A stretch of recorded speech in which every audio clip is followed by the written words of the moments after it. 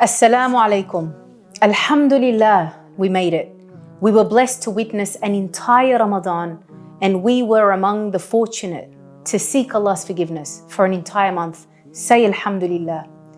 Most of us will be celebrating Eid in the coming days, and our hearts should be filled with joy for the achievement we have made. But we are all probably asking ourselves some questions at this point.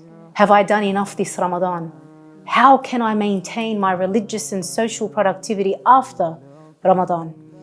In addressing the first question, I wanted to remind you that the reward we will receive for the past month will ultimately depend on the intention and effort and not the results.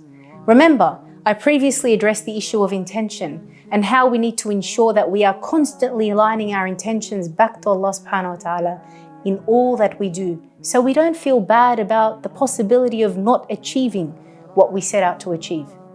This is especially important for us as women, since most of our time in Ramadan may have perhaps been devoted to the family and the home. The beauty and mercy of our deen is that we are not judged by the result, but rather it is the effort. It is the pursuing that Allah looks towards. Whilst as humans we judge ourselves and one another on the results, Allah Azza wa Jal, the most merciful of judges, bases our judgment on pursuit and effort. Did we pursue the opportunity to seek forgiveness this Ramadan? Did we make an effort to seek Allah's pleasure?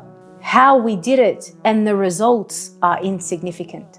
Allah subhanahu wa ta'ala tells us that He is the judge of efforts and not the results. Hence, we should not despair or lack motivation because of the results or lack of it. Focus on the effort. In addressing the second part of the question, as to how we can maintain our spiritual productivity after Ramadan, here are some very brief tips that have helped me in the past. First, make sincere dua every day that Allah keeps you firm and steadfast. Allahumma ya muqallib al-qulub, thabbit qalbi ala dinik. Second, observe and interrogate your actions outside of Ramadan. This is known as muhasaba and muraqaba. After Allah Azza wa Jal, you are the best of judges of yourself and your actions. Don't be heedless, for it's easier to fall into sin when you have let yourself go. Third, be mindful of the environments that you find yourselves in.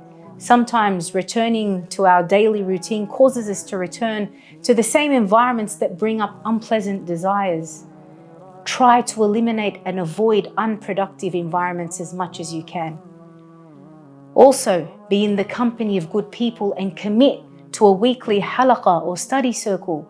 Doing ibadah is easy in Ramadan because of the collective focus on it. However, after Ramadan, you need extra reminders and support to boost your motivation because you will not have the same communal support as you did in Ramadan. Follow up your Ramadan fast with the 6 days of Shawwal, as this helps wean you out of Ramadan and back into the real world. And finally, pick out a habit or act of worship that you enjoyed in Ramadan and try to commit to it. Keep it small and simple. We want to try to remain consistently steadfast until the next Ramadan, inshaAllah. And remember, the most beloved of deeds to Allah is the most regular and consistent, even if it were little. May Allah subhanahu wa ta'ala accept every little effort and count it on our scale of good deeds. Make dua that we witness another Ramadan, inshaAllah. If you benefited from these daily reminders, I ask you to keep me and my family in your sincere dua. Enjoy your Eid and كل عام وأنتم بخير. من العصيان واعتقني من النيران يسر لي حفظ القرآن واحفظني من زلة لساني أعظني من العصيان واعتقني من النيران